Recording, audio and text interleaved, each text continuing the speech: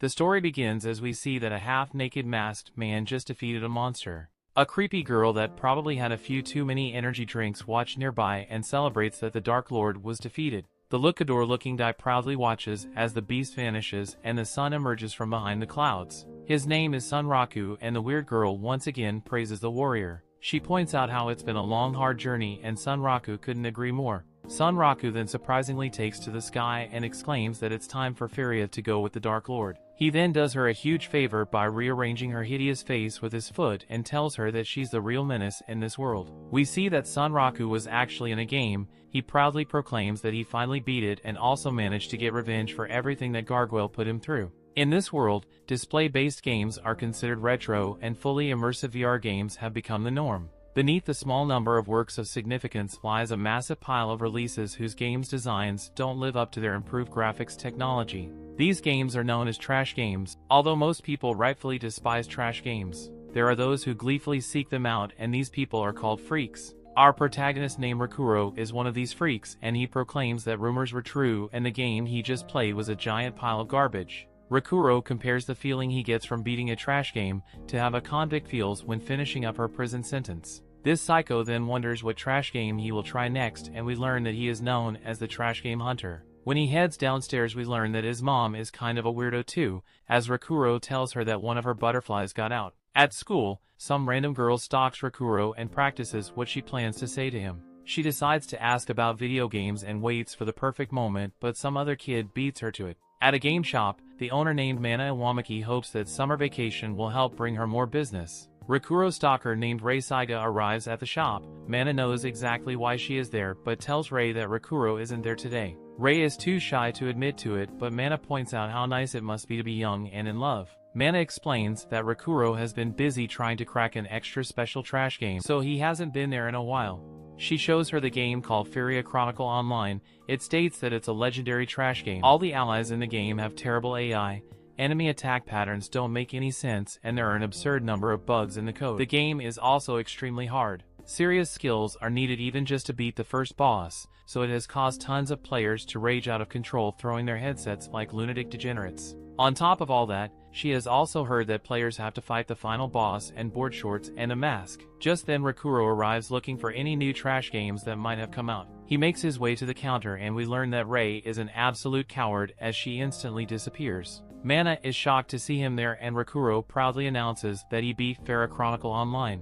Rei watches from around the corner like the stalker she is and hears Rakuro explain that the game was a spectacular pile of garbage. The worst part about it was the female lead Faeria. She's the cause of pretty much every problem he ran into on the journey. She makes every situation worse and gets villagers and party members killed. She also never suffered any consequences for anything, since you would always find a way to blame it all in the last boss, even though the boss didn't do anything and she was a problem all along. Rakuro continues to trash the trash game as he explains that if he ever gave Faeria even the tiniest little shove to vent his annoyance, she would just get upset. She would not go with them anywhere and refuse to move the story along. The autosave Word document to the state of affairs, and it would take 3 hours to get back in the cycle's good graces. Mana's surprised that he didn't just give up, which makes sense since he would be able to get an actual life, but he explains that that's how they get you. In the 3 minutes between beating the final boss and before the credits start rolling, you can beat the snot out of the crazy girl without fear of retaliation. Rakuro points out the irony, since the more Faeria annoys you, the more determined you become to brave all the garbage to experience the 3 minutes of heaven. This guy clearly takes trash games way too seriously, as he states that when that moment of bliss finally comes, it's as if all his frustrations are wiped away. In that moment, he felt like he understood why he was put on this earth. For some reason, Rei is smiling like a creep while hearing this, and Rakuro explains that the trash game was too good. Now he can't think of what to follow it up with. Mana comes up with the absurd idea to not play a trash game for once. She explains that experiencing the lows in life can help appreciate the highs, but the reverse is also true. Mana then introduces him to the game Shangri-La Frontier, the fully immersive VR game with over 30 million players. She continues to convince them and gives Rei a not-so-subtle wink for some reason. She explains that it can be fun to try things designed for mass appeal now and then. Rakuro seems to give it some serious thought. Back home, we find that Rakuro's dedication to his gaming experience reaches dangerously high nerd levels as he studies the history of the game. He finds that Shangri-La Frontier aka SLF on in the market less than a year ago, and instead of Guinness World Record for simultaneous player logins, the concept is a colony fleet that came from space died out but not before leaving a new society behind. Thousands of years later, the PCs are living their lives at roughly medieval tech levels. This piece is interesting as it's a setup that allows for effortless inclusion of sci-fi elements. Rakuro seems to be getting convinced, since unlike Faeria, which is so bad they hitters find themselves desperately searching for redeeming features, this game is so beloved that his few haters are completely drowned out by tens of thousands of fans. Rakuro puts down his gamer fuel and decides to try the game out. We then learn a bit about the company that made the game called Utopia Entertainment Software. It was founded by the genius programmer Tsukuyo Tsukuri, who developed a fully immersive VR game system. It's a leader in the fields of software development, hardware, and internet service provision. Rakuro puts on his virtual reality headset and wonders how long it's been since he played something that wasn't trash.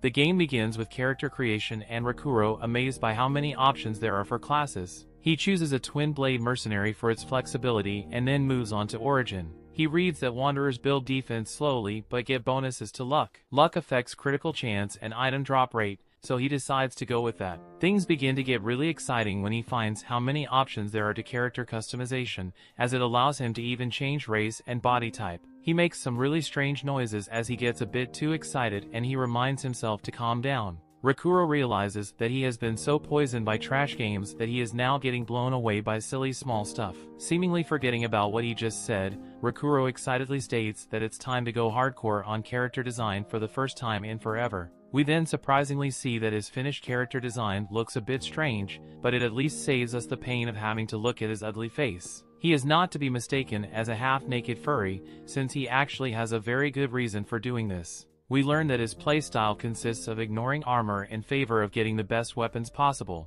These weapons are costly, of course, but in SLF amazingly you're given the option to sell your starter equipment during character creation and you can make quite a profit. Rakuro thankfully he wanted to hide his face and the only option was the dumb-looking bird mask. He had no choice as it would be pretty awkward for him to play half-naked if everyone could see his face. Rakuro is the type of player who uses the same name in every game he plays, so he inputs the name Sunraku. He lays down on his bed and finally enters the game. He skips right past the prologue because who actually cares, and arrives in the world of the god tier game to find one of his kind. It flies away and Sunraku immediately impressed, since moving around feels pretty much like real life. He tests everything by running and climbing through the area and points out how much better everything feels compared to the game with the disgustingly hideous girl in it. Sunraku marvels at how large the world is and pulls out a map. He wonders why he didn't start out in a tutorial town for beginners like most games, and doesn't realize that those who choose Wanderer as their origin start out at a random point in the beginner's area.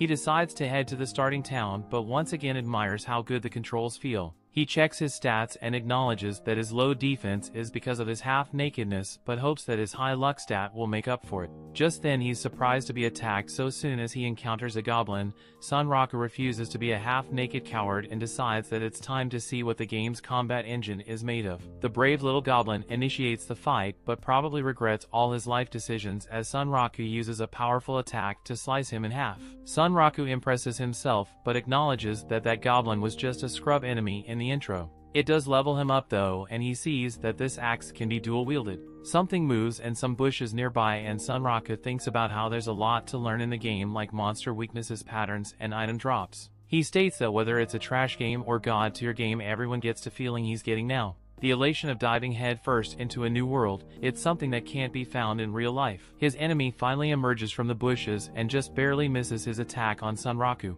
The attack was extremely powerful and he acknowledges that it would have put him down if it hit him. The terrifying bunny goes in for another attack, but this time her crew blocks it and he counters while landing a critical hit. Bugs Bunny with rabies is far too determined though and continues attacking. Sunraku is disappointed with what this game has to offer, and we see that he has pierced the bunny. He explains that the bunny just kept going for his neck, so it was far too easy to figure out how to counter it. He is glad to see that he has leveled up even more, but disappointed to not see the rabbit sword as loot. Just then his stat screen reveals that he has met a certain condition and learned the skill flash counter. Apparently he can unlock skills by taking certain actions, so Sunraku takes a moment to appreciate how well designed the game is. He realizes that since the player's own skill supplements their dodges and parries, he can fight pretty well against even higher level enemies. This makes him want to try a bunch of different fighting styles. His appreciation doesn't stop there though, as Sunraku realizes that he has been playing this entire time without encountering a single bug.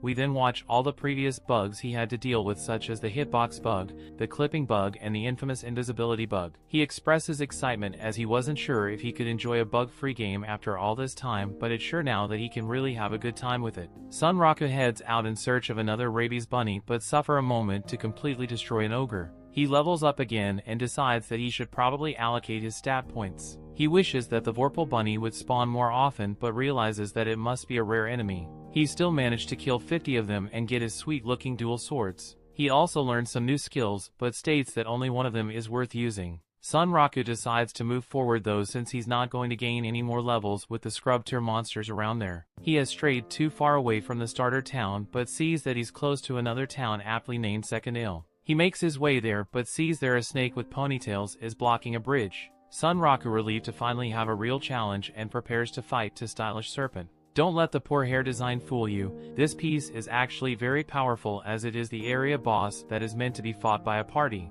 Sunraku takes a moment to think about all the attacks a snake usually has in games. He states that with an avatar that actually moves the way he wanted to, he doesn't need defenses to beat the boss, and he charges forward. He demands that the game give him something exciting, and we see that Sunraku is enjoying himself quite a bit. The story continues at the exit of a nearby town. Several people look at something in amazement. Their jaws drop and we see that it's someone wearing gigantic armor. This is the starting town first Tia. The townspeople see that this person has high-level equipment and a crest from an achievement-focused clan. The clueless bunch wonder what someone like that is doing there, and we can tell by the voice that it's a girl. She checks all the names of the people in front of her and reminds herself that Sunraku gives all his characters the same name. He's in there though, which is strange since all starting players come to first Tia. Back in real life, we see that Sunraku's stalker knows no bounds, as it was her looking for him in the game. Back with her pigeon-faced hero, he begins his attack on the snake with her soul mesmerizing. It's as if it was stolen from an angel.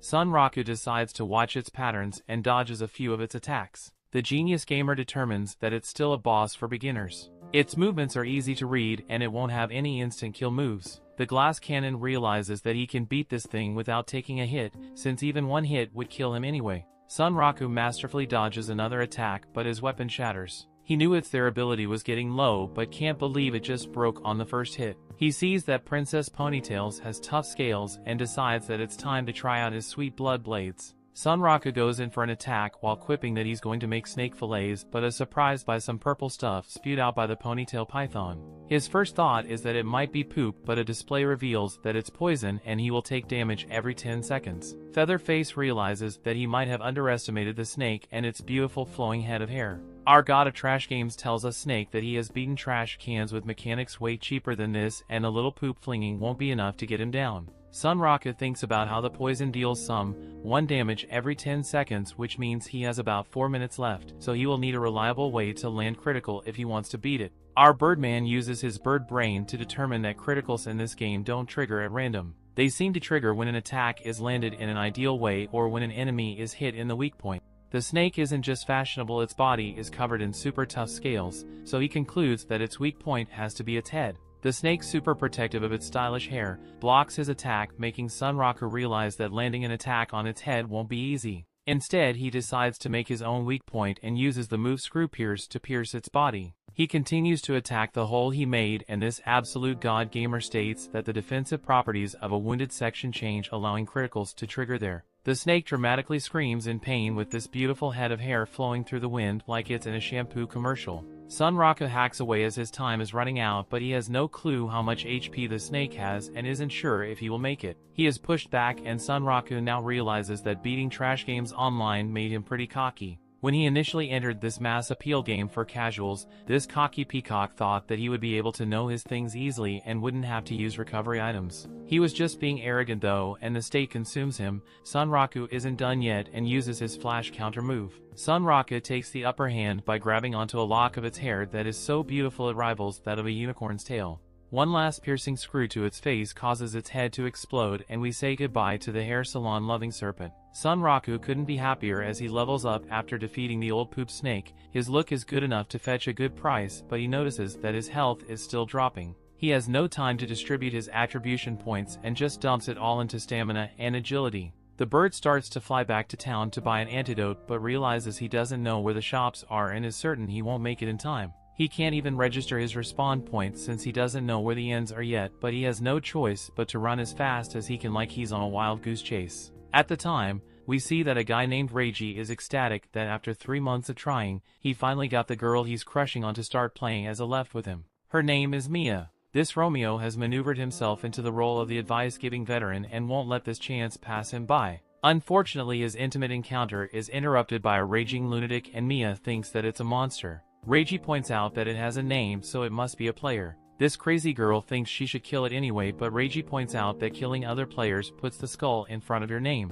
The murderous psychopath considers it but decides against it, and they wonder if the bird got hit with a poison poop. Reiji tells him where the inn is, but explains that the respawn point will only register once he gets in bed. At the inn, the receptionist is talking way too calmly as she points out all the amenities they have to offer, so our frantic hero rushes her. Sunraku finally makes it to his bed to register his respawn point, but the poison hasn't been cured and he dies. Sunraku returns to reality where he is disappointed to have died, but glad he didn't lose any items. He decides that he will have to thank the guy that helped him, but for now just appreciates how awesome the game SLF is. Our god of trash games eventually arrives in Secondal in search of necessities like a map and recovery items. The bird thinks he should buy a powerful main weapon to help him reach his goal of hitting the top player ranks, but soon realizes that perverts are staring at him for being half naked and he makes the right decision by going to get clothes first. He just gets the cheapest clothes he can buy since it's only to keep people from looking at him weird, but then strangely decides that his bird head is less weird looking than a mask. At a weapon shop, Sunraku doesn't like what it has to offer and the weapons or guy points out the Sunraku's bunny daggers are actually very rare. Sunraku becomes excited however when the man explains that he can make him weapons but he would have to get the materials.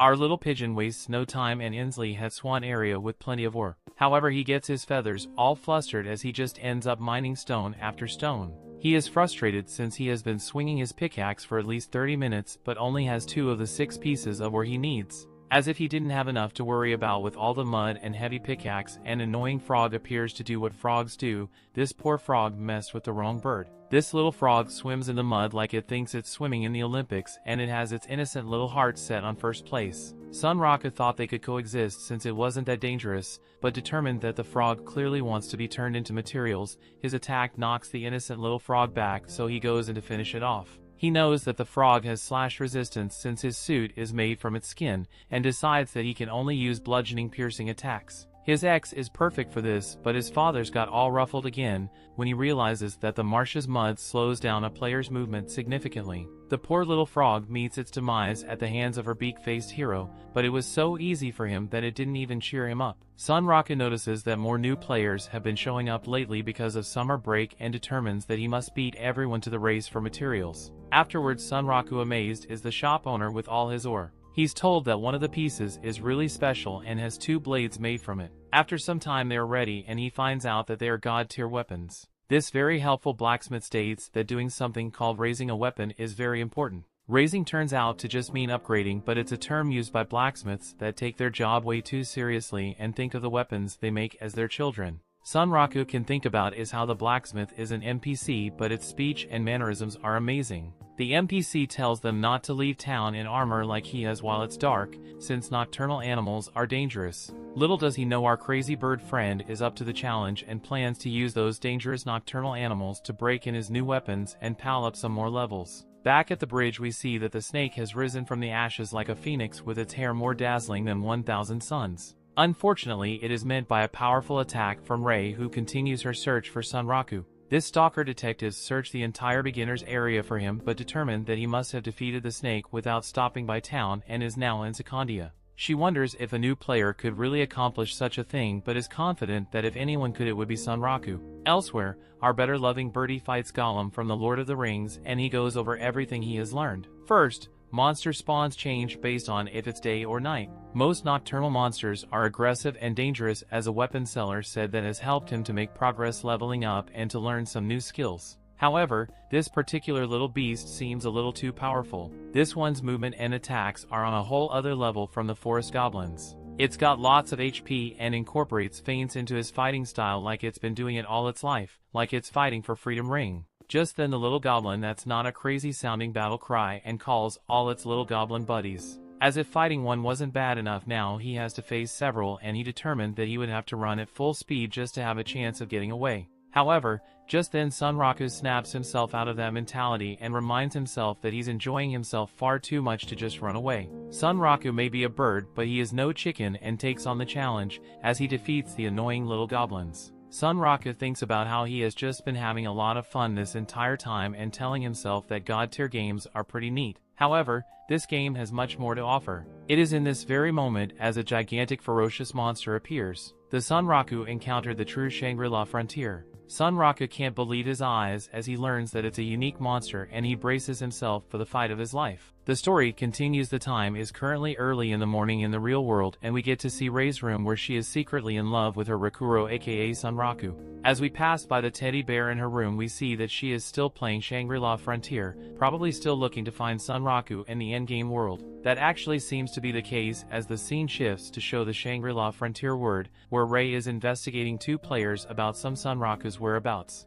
These two players, Reiji and Mia, are the ones who actually briefly saw Sunraku when he was trying to find a respawn point a few days ago. Reiji tells Rei that they have indeed seen him but unfortunately aren't in any contact with him. Mia gets hostile after seeing Rei's gigantic figure and takes out her bow and arrow, assuming she is a monster, but Reiji stops her just in time and explains to her that Rei is a player and not a monster. But Mia doesn't believe him as she doesn't think such a scary looking creature can be an actual player. So Reiji takes his time to explain to her that once the players get more experienced and veteran-like, they end up looking bulky and strong like Rei. Speaking of Rei, she doesn't seem to care whether other players think she is scarier or not, and she asks Reiji if he knows where Sunraku is gone, although Reiji isn't sure since he is very intimidated by Rei. He elaborates on the time when he saw Sunraku running inside the town when he was poisoned by the Python boss, learning that Sunraku is in the second town. It's as if Rei almost doesn't believe it, as she cannot imagine her being so close to her crush. She also can't crash as to how Sunraku was able to beat the ravenous Python boss without even visiting Starter Town and using the starter gear regardless. She thanks both Reiji and Mia for giving her this critical information and gives them an item named Teleport Coordinator as a gift in exchange.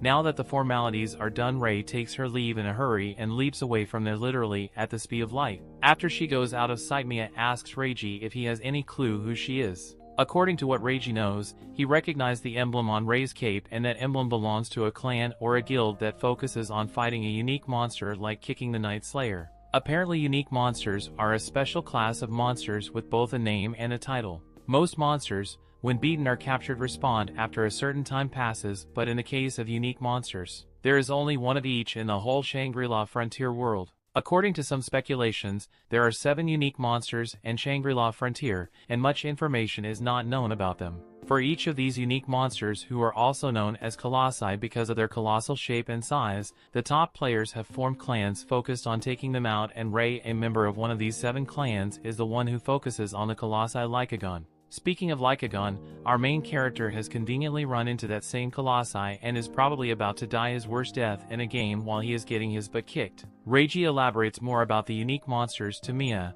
telling her that even though the game has over 30 million players, not a single person has been able to defeat one single colossi, and that record isn't going to happen just because this newbie is the main character. As the clouds clear up from the skies, the moon gives better lighting and reveals what this unique monster looks like. Sunraku bets his balls that if he takes one hit from this colossi is good as death, but still he doesn't back off from the fight, as he wishes to see what this game is actually about. And as the colossi comes charging right at him with a paw attack, Sunraku blocks it with his dagger and takes the fight head on. He makes it clear that he isn't backing down, and that gets colossi more interested in killing him. As it prepares for another charge, Sunraku makes a bluff, saying that it won't even take a breather for him to kill this beast, even though his facial expressions and oversleeping say otherwise, as his heart begins to pump heavily. He reveals that he only managed to block Colossi's attack because of his skill called Perfect Parry, which lets him parry an enemy's physical attack if he executes it at the correct time. Realizing that his main dagger won't last much longer if he keeps parrying with it, Sunraku eclipses his previous red dagger and jumps straight at the colossi, dealing a critical hit. He keeps dodging around and lands another critical hit, which only infuriates the colossi even more. so it hides itself in the depths of the shadows and attacks Sunraku when he is not looking, but Sunraku still senses the attack coming from behind and dodges it without even taking a scratch, making the Colossi so enraged that it disappears in the shadows once again. As it attacks Sunraku with an even stronger attack, he also increases his own speed and keeps landing critical hits on this game-breaking monster. The Colossi keeps on playing with Sunraku and activates its hidden teleportation skill to have even better speed. Although Sunraku gets nervous this time around, he doesn't let that feeling get on top of his pure excitement and keeps pairing with the Colossi for quite a while. Although the system has shown hundreds of times now that Sunraku has dealt tons of critical hits, he still doesn't see what damage he has caused to this Colossi being. Moreover, because of all these attacks, Sunraku's second weapon has become totally chipped and has begun to fall apart, so he looks for a weak spot in the Colossi before his weapons eventually run out, but even he knows that wouldn't be possible as he is way too out of the Colossus right now, but that's what makes loner boys like him and me stand out, forcing ourselves on someone who is clearly way out of our league. Anyway, Sunraku, who actually likes being out of someone's league and loving the challenge, he gives another shout out to this god tier game, Shangri-La Frontier. The adrenaline rushes in him and he keeps on landing critical hits on the Colossi, landing a straight hit into its eyes, but instead of the eyes being a weak spot, it seems to be made of unbreakable metal as Sunraku doesn't even manage to make a scratch on it. This time the Colossi gets too enraged and roars like a wolf, as if it is trying to call its pack mates here. The Colossi roar's force is so strong that it even freezes Sunraku, who is midair. The clouds cover up the moon again and it causes the Colossi to fade away in the shadows, but it doesn't disappear and it attacks Sunraku again even more fiercely and cuts off both of his legs, stopping him from moving like a monkey. While Sunraku is still in disbelief as to how he got cut, Colossi waits for his death, and as Sunraku's health points lower to only 1, he admits that the Colossi is absurdly strong and also admits his own defeat, but Sunraku isn't the guy who is going to give up and tells Colossi that they will be meeting again soon, and at that time he will be the one who comes out as the winner. As he dies from the bite of Lycagon, he gets a curse applied to him called Lycagon's mark and respawns inside his inn. As he gets up, he finds many of Lycagon's marks on his body, and although it looks cool, since it's a curse, no equipment can be equipped for the body where Lycagon has made a mark, meaning no more armor from Mr. Half-Naked Sunraku. He realizes that he is completely screwed because of a curse and that his equipment has also been destroyed because he was wearing it while getting marked by Lycagon, realizing that the only way to get rid of the curse is to defeat Lycagon. Sunraku curses the game itself for a while, but as he begins to look like a weird creep again, he stops overreacting and reduces skill point division so that he no longer remains a weakling. But no matter how he rotates his points, he still remains as fragile as a glass, making him realize that because of this curse, he has become so fragile that he will die if he is hit by any monster including slime. So he instead puts all of his experience points into his luck, hoping destiny is the only thing that will save him from this hellhole, and as he does so, a rabbit appears right in front of him, guiding him to the dead end. The rabbit then shows him a hidden door and reveals that it was actually an invitation from Rabbituza. Seeing this unique scenario, Sunraku remembers that he read that this game actually has a huge number of side quests involving NPCs, and this must be one of those unique side quests. So Sunraku hopes for the best and opens the door that leads him to a weird room. He realizes that he must have unlocked this unique scenario thanks to his sudden increase in luck, but what he doesn't notice is that the minimum requirement to accept this quest is level 80. Since he is only at level 28, this only means that his luck is about to go down into the ground. Anyway, being unaware of that, Sunraku who heads to the rabbit town called Rabbituza, where every single creature is a rabbit. The rabbit that gave him an invitation welcomes him to Rabbituza and tells him that everyone in Rabbituza has become a huge fan of him overnight. Apparently his being super weak but still having the courage to fight the Colossi has caused the rabbit people of Rabbituza to become fond of him. This white rabbit claims that because of his courageous nature, Sunraku is considered to be the embodiment of a Vorpal rabbit soul, and she too hopes that one day she can be someone so daring like him. Sunraku doesn't think that he should get this much respect, as he didn't even manage to make a scratch on the Colossi. But the white rabbit Emol tells him that it doesn't matter how weak he is, what matters is how endearing he has shown himself to be. According to Emol, because of his courageous nature, even the Colossi no longer treats him as a mere prey but as a fellow being. So in light of Sunraku's great deeds, the big boss of Rabbituza has insisted on speaking with him and has requested an audience with him. Now that the explanation part is done, Emol tells Sunraku to follow her and leads him to the place where her boss is. As they enter the palace of Rabbituza, Emol tells Sunraku that he is the first one who has gotten the chance to come here, meaning that this is indeed quite a unique scenario. What's more, Emol's boss doesn't look like a cute bunny and actually has the body of a bear more or less. This leaves Sunraku completely shocked and makes him wonder why he is even here. Story continue. Back at the game shop, Mana catches Rei the stalker extraordinaire on the prowl for her not-so-secret crush Rakuro aka Sunraku. Rei tries to deny it, but the game shop owner isn't stupid and explains that it's summer vacation, so he's probably in Shangri-La Frontier. Rei admits that she hasn't been able to find her prey in-game because he skipped the first tutorial city entirely. Mana laughs as charting his own course is classic Rakuro and a typical trash game fanatic move. She explains that Rakuro will do things normal players won't do and run into all kinds of outrageous unique scenarios. Mana encourages the little stalker to step up her stalking game but surprises her when she tells Rei to admit her feelings to him. In the next scene we meet Rakuro Hizutome. She's about to begin her storyline but she leaves and we don't see her again. Meanwhile, Rakuro is reading about the trigger conditions for the Tour of Rabbituza unique scenario. He learns that if you defeat a monster of a higher level than you with Vorpal weapons equipped, a special Vorpal bunny will appear in any town and invite you to Rabbituza once you arrive. If you defeat the Laconian python, a monster terrorizing their city, you'll learn the enchant Vorpal spell. The beginning part was right, but Rakuro explains that the rest of his unique scenario that happened the day before was nothing like that. He definitely didn't end up wrestling any pythons, instead it was the intimidating Yakuza boss looking bunny, the sort of cuddly terror you would expect if the mob started to recruiting and petting zoos. A look back shows that Vice complimented Sunraku on his fight against the puppy. He admires Sunraku's Vorpal soul, but Sunraku can't help but be intimidated and wonders what in the world is a Vorpal soul. That Yakuza bunny then makes him an offer he can't refuse, the offer to get him up to snuff. Sunraku pretty confused at first, but then realizes that this must be a training quest and unique scenario training could yield the amazing buffs. He quickly accepts the offer but almost gets himself whacked when he calls Vice Ashinaki as it made him very angry. Sunraku explains that it was just a little joke, but the giant Bugs Bunny on steroids doesn't say a word. Luckily for Sunraku, Vice Ash has a sense of humor as he doesn't call a hit on him and lets out a big laugh instead.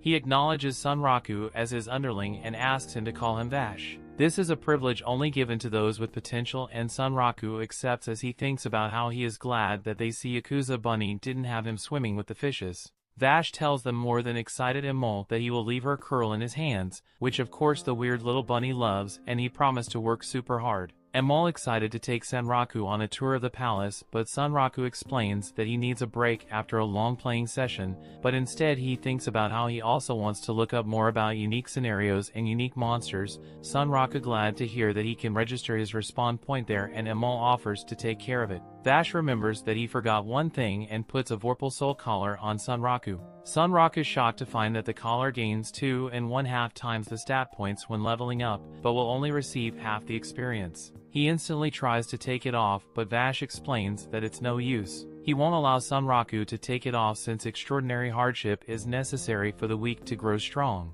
He then reminds Sunraku to never forget the Vorpal soul. The goofy little bunny tells him that it looks great on him, but Sunraku just can't believe that he has been saddled with another restriction. Back to the present, Rakuro acknowledged that even if it does have his experience, getting 2.5 times the staff points is a pretty big upside. It might even be a broken cheat code. No one on the forum seems to know about Vice Ash or Emol, let alone the Vorpal soul collar. No one's even found a unique scenario where you entered the palace of Rabbituza. He gets super hyped as he realizes how amazing it is to have found a unique scenario only he knows about. Unfortunately, he has an appointment with someone named Katsuo and loads up a game he hasn't logged into in forever. It's called Berserk Online Passion, or as some people calls it, Borp. It's a fighting game he once got deeply into, and naturally this means that it's a trash game. Its player base has waiting to less than 100 signings per day, leading many to wonder why the server is still running. This means that most of those who remain playing the game know each other. They're all of single-kind trash game enthusiasts. Sunraku meets with Katsu and asks for the rules of the fight. The fight begins though as Katsu does his best impression of Luffy without a straw hat and reminds Sunraku that anything goes. Katsu shows him his new move he worked out while Sunraku was focused on Folia Online that he calls NSFW Tentacle Attack. Sunraku surprises see that Tattoo developed a new glitch and wonders how a madman like him got to be a pro gamer. Katsuo is shocked since he is using a delay, but Sunraku is still somehow managing to block his attack. Katsu calls Sunraku the real madman for having such fast reaction speed, and Sunraku points out that his quick draw fist is the ultimate fighting style. He explains that as long as he has 12 frames, he can even counter boss insta-killer attacks unscathed. The two continue their fight that looks like something right out of One Piece, and people around begin to take notice.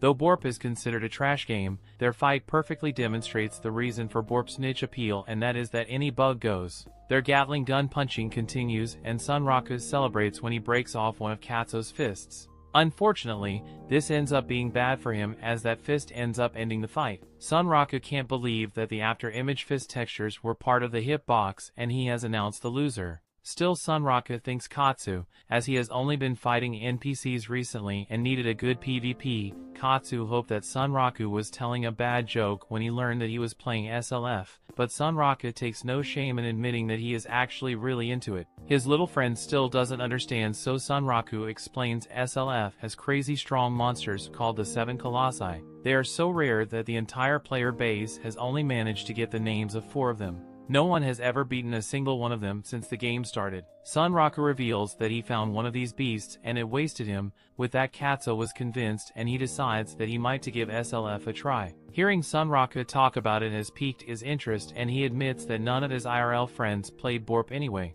That isn't all, as a certain person also plays SLF, and Katsu sent this person a message to tell them that Sunraku was playing it too. Sunraku has no clue who this person is, but we see that it's some purple-haired girl. This chick is fighting a bunch of guys when she received the message, and she said she always thought Sunraku had some kind of condition where he would die if he ever stopped playing trash games. She finishes up all her opponents, and we see that she has the player kill badge for ending all those real players. She seems glad there's Sunraku playing SLF and decides that she will have to also gently guide him through it. Sunraku returns to Sekanale and thinks about how handy Amol is for being able to use a teleport gate. He feels pretty good and wonders if coming from playing Borp is the reason that his SLF avatar is so easy to move in. Amol wonders where Sunraku wanted to leave so soon since there is so much to do in Rabbituza. Sunraku explains that while he really wants to explore Rabbituza, getting to Third Rima before the crowds are pouring in is more important. There has been a huge uptick in players since summer break started.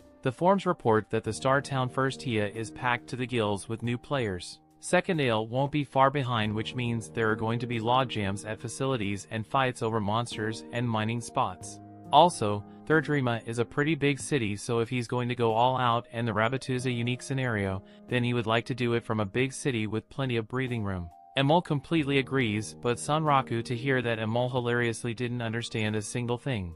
Amol is still more than glad to help, and Sunraku is shocked to find that he can add NPCs in his party. Amol explains that Sunraku can't retry Rabbituza or the palace without him, but Sunraku thought that the little free NPC would just be tagging along. Sunraku accepts Amol party request and finds that the little bunny has higher stats than he does. He's too concerned about it though, since he is confident that he will pass Amol no time. Sunraku pretty sure that the Lycagon's mark is the trigger for that unique scenario, and wonders if Amol is the game's way of making up for it. The two prepare to head out but are stopped by 2 girls who think that the talking little bunny is adorable. They want to know if they can get it as a pet 2 per shot to realize that Rakuro was one half-naked bird pervert. Sunraku realizes that he was so distracted that he didn't stop to think about how Amol's NPC attached to a never-before-seen unique scenario. Since he has it all to himself for now, he would like to keep it a secret at least until he can clear it. The dumb little bunny introduces himself and tries to chat it up with the ladies. However, Sunraku stops him and yells out that it was just his ventriloquism act as he runs away. Unfortunately for him, one of the nosy girls takes a picture of them and decides that they will have to ask the forums where to get one of the talking bunnies. The two get away from all the crowds, and Amol admits to not being the high-level athlete looks like, as he is not so well suited for all the running around. Amol eagerly awaits her next task, and Sunraku explains that he wants to confirm something. He wants to test the part of his curse that says that monsters over lower level than the afflicted character will flee. Luckily for them, a lower-leveled monster appears to attack them and it runs away as soon as it sees the curse. This is perfect, as Sunraku chases after it like some kind of bird-cheetah hybrid. A brilliant gamer doesn't just pursue it mindlessly though, as he has a plan to chase it into an obstacle. With perfect timing, Sunraku throws his weapon as soon as it changes direction. With it stopped, Sunraku attacks it with the fastest speed he can muster. Sunraku points out that he received an attack bonus from inertia and law of physics taken for granted in the real world, and very few games actually try to replicate it. He admires how this game models reality as close as it can, and Emol arrives to celebrate with intense energy as always. He admires Sunraku's fighting skills, as he could hardly tell which one was the monster. With Sunraku test complete, he has decided what needs to be done now. The plan is to ignore all the scrubs and head straight to the area boss. Emol marvels at the plan's simplicity, and the two take off excited to take on whatever the future holds. Unfortunately, just seconds later we see that Sunraku is extremely frustrated. They have arrived at the area where the boss should be, but there's only swamp as far as the eye can see. The little rabbit is just worried about his sweet-looking clothes, and Sunraku thinks about what Emol told him on the way there. Emol explained that the area boss is a monster named Mud Digger. Sunraku try out of the ground to attack, so it's crucial to find a way to hold it in place. Sunraku realizes that he has to fight this Mud Digger in a swamp. That means he might be in big trouble. Just then, Emol senses the beast, and Sunraku has Emol get on his shoulder. It's incredibly difficult to move in the swamp, so they just barely manage to move out of the way as a giant monster emerges. We learn that a characteristic of Shangri-La Frontiers is that its swamp terrain forces a walking state. This means that one leg always remains trapped in the muds until the other foot reaches the bottom. This ferocious beast is clearly very powerful, as a recommended party size for fighting it is 4. Sunraku realizes that he might have made a huge mistake, as this is the worst matchup possible. That brings the episode to an end. Story continues. The ferocious beast is strangely able to dive into the shallow swamp, which is only possible because of game logic, and Emol freaks out fearing that they will be skinned alive. However, Sunraku smoothly uses his slide move to narrowly avoid death. He acknowledges that figuring out how to use the skills that evolved after fighting the Leica gun is the key to this battle. His evolution of the move Perfect Parry is the Rebel Counter, which allows him to instantly counter-attack after timing his parry perfectly.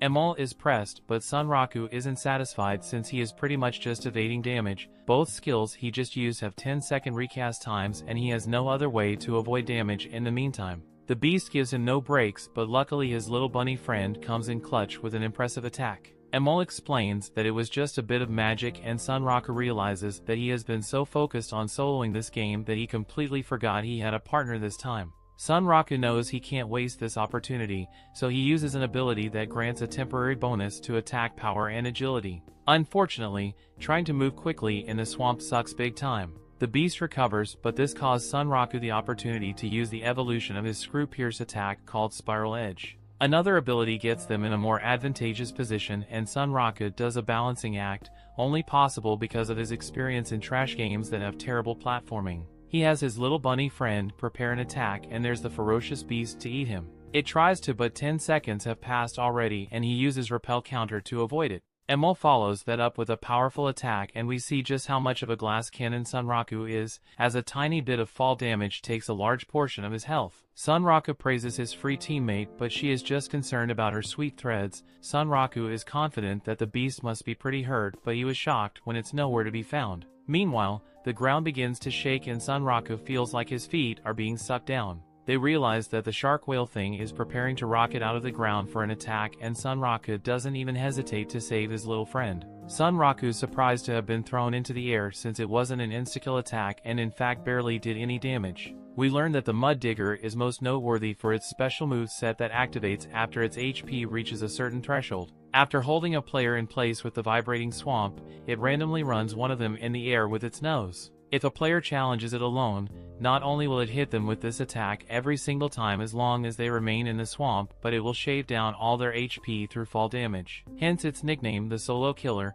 Sunraku realizes this and hits the person who came up with it. Since player skills are not even a factor, he considers having Emol hit him from the side, but knows that will just blow him up. Sunraku prepares for his inevitable death and explains that he has never been able to get used to falling deaths in VR games. Luckily for him, our little bunny hero is no quitter, and she has an unrivaled Vorpal spirit. She uses a magic scroll to teleport Sunraku, but instead of getting to safety, she accidentally puts him back in the air. We learn that there is an attack skill called Meteor Fall that utilizes downward energy. Sunraku had picked up a ton of downward momentum from his initial freefall and built up a lot of energy. Emol's accidental teleportation actually put them just above the beast and allowed Sunraku to gain even more energy, so a fall that would have resulted in player death. Instead is now a risky attack. This is not an actual meteor fall but a mistake meteor fall. The creature instantly blows up into smithereens and Sunraku in complete disbelief to see that he actually survived. He can't even digest all the things that just happened, so he just compliments Emol for her clutchness. Sunraku acknowledges how tough the fight was,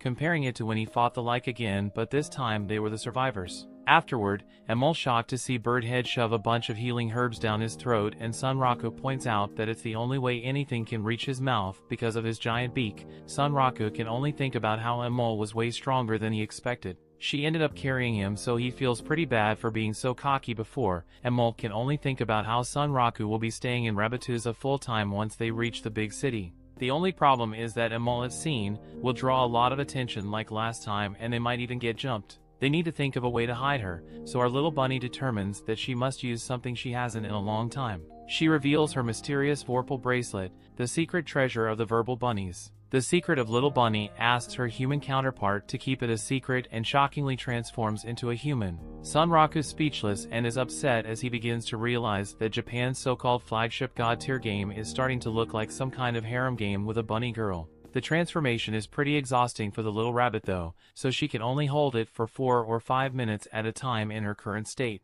Her transformation will work just fine to hide her, but it could bring different attention when people see a poor girl dragging around half-naked birdmen. They finally arrive at Thirdrama, where Emol points out how unimpressed Sunraku seems. Birdface proudly points out that he has seen quite a few places in his time, and she is amazed by how well-traveled he is. Emol transforms, but Sunraku's proven right about him being the attention getter when some guards stop them to ask why he is half-naked. They are also pretty curious about his body being covered in scars, but Emol comes to Sunraku's defense. She states that Sunraku has a past that will bring immense sorrow to all those who hear it. Emol tells the story of his dangerous journey in the most dramatic way possible, a story highlighting the curse Sunraku has on his body and his journey to remove it. Emol gets even more intense as she explains that this is only the first chapter in this story. The second chapter will have him transform into a super warrior. This chick is way too intense for the guards, and they just allow them in. Out of the entire crowd that has gathered to watch Emol's theatrics, Sunraku notices someone giving him a look, and it's far different than the normal judgmental look he usually gets for being a half-naked bird face.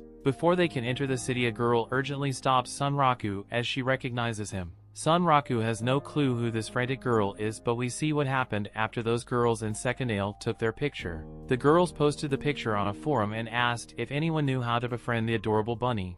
The post spread rapidly as people were shocked to hear that a monster could talk, and almost equally as shocked to see a half-naked birdman. The silvered-haired girl was more shocked than anyone. She was certain that the game only allowed players to tame dogs and cats, and determined that the bird must be cheating. As people questioned the ethics behind posting a picture of someone without their consent, the silvered-haired girl begins her mission to find the pigeon man. Other people were paying more attention to Rakuro on the picture. Many have not seen scars like his, especially since nothing like them exists and the character maker. Someone on the forums remembered is that it's a curse that also serves as proof that the player has been acknowledged by the Night Emperor. This is only known though because some NPC mentioned it. Players are stunned to realize that this means Sunraku has encountered the Lycagon. Some players know that the Lycagon is a random encounter, so it is possible for a beginner to run into it. No one can figure out how this Sunraku guy managed to get acknowledged by it. A player named Orsalot responds on the forums, saying that he could spawn kill Sunraku until he tells him how to do it. Other players think about how dangerous this Orsalot guy is, as he is the esteemed leader of a Shurikai, a clan infamous for being filled with player killers. Orsalot has eyes set on Sunraku, so other players wonder if the Birdman will be okay. People discuss on the forums how if you player kill too much and you get killed by a player or NPC, all your items are lost, including stored ones. On top of that, the bounty gets paid from the player killer's own cash, so it's a pretty brutal system.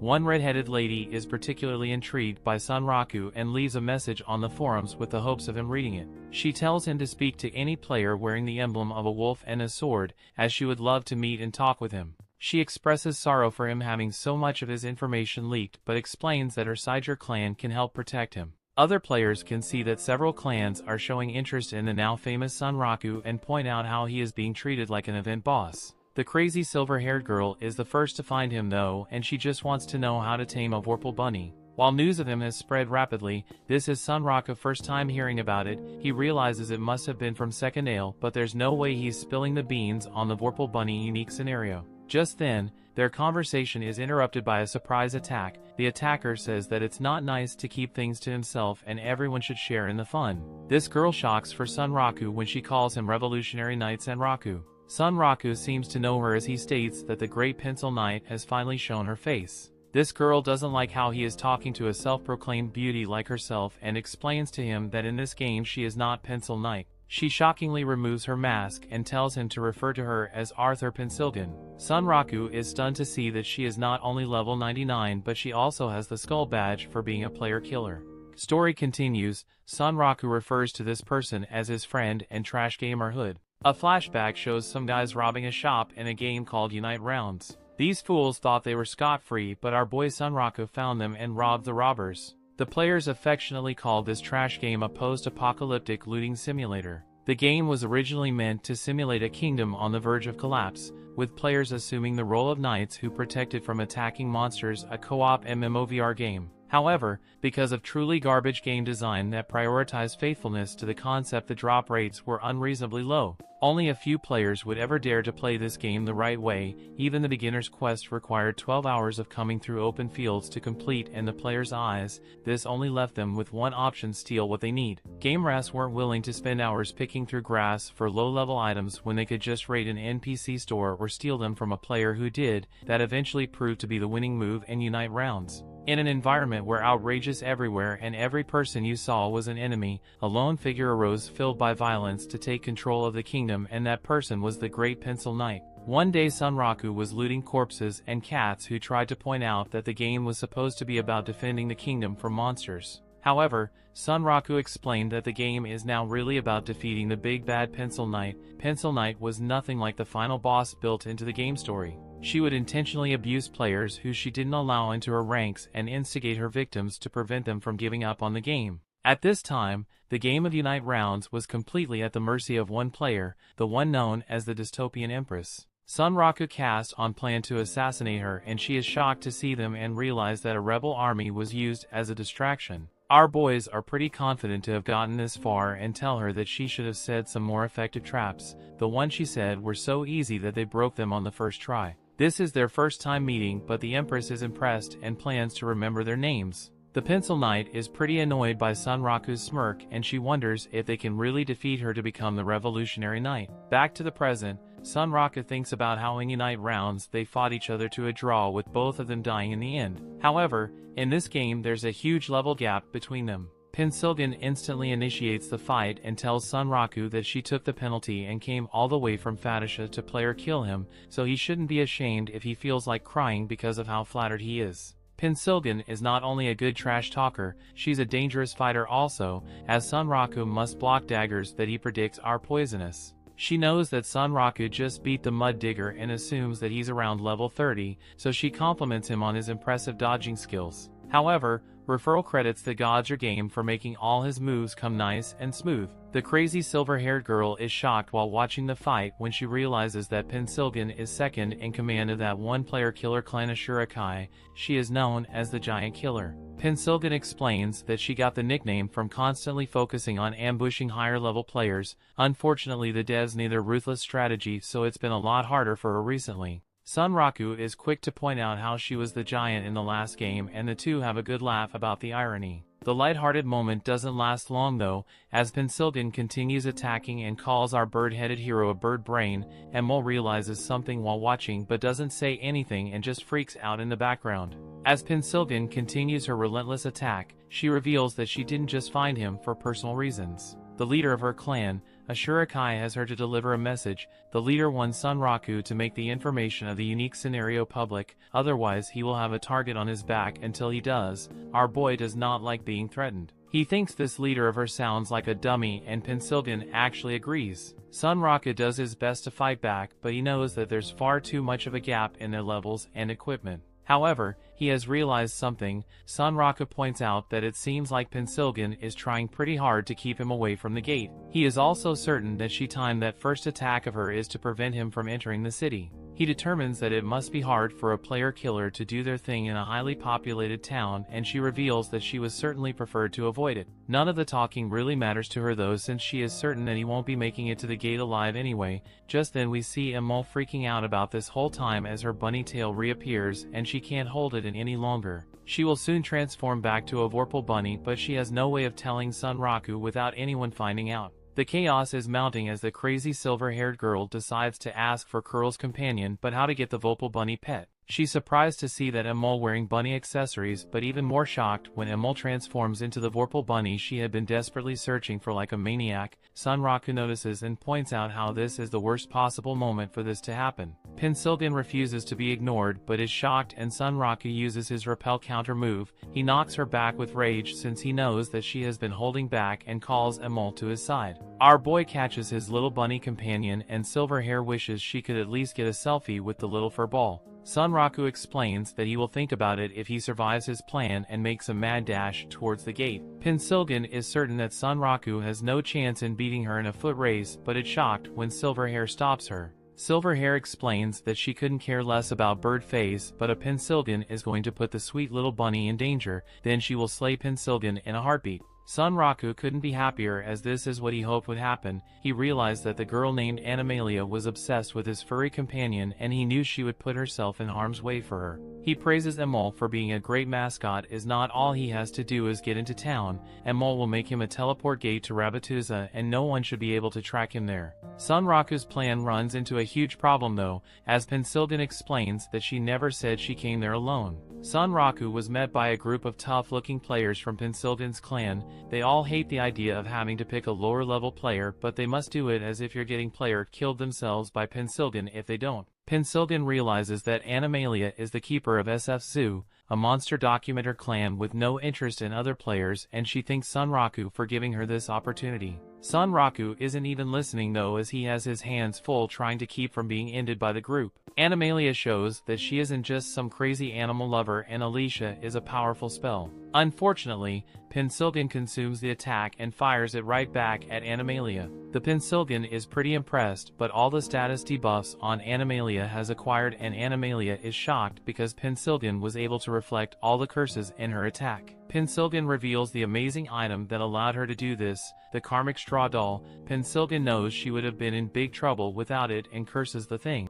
The item 1 crash sends all curses applied to the player back at their caster, so the cold-blooded pencil garnishes Animalia that she will stick around to watch her die of her own poison. Sunraku doing his best to stay alive against opponents who outnumber him, or a higher level than him, and have far better equipment than him. He analyzes them to determine that his best target is the jerk who uses a slow-moving longsword, since Sunraku doesn't even need skills to dodge his attacks. The real problem is how he will do damage to the high-level players decked out in top-tier armor. Things are looking pretty bad, but luckily someone has arrived to absolutely destroy one of the attackers with a single blow. Every one of the attackers is shocked as they realize that this was the unparalleled firepower of the famous attack master. Sunraku has no clue who this person is, but can't believe another person has arrived with such a dangerous-sounding nickname. However, we know that this giant armor knight is actually Sunraku's stalker Rei, and she's glad to have finally found the apple of her eye. A flashback shows how upset Rei was after not being able to find Sunraku no matter how hard she looked, and she thought about how Mana told her to confess her feelings to him.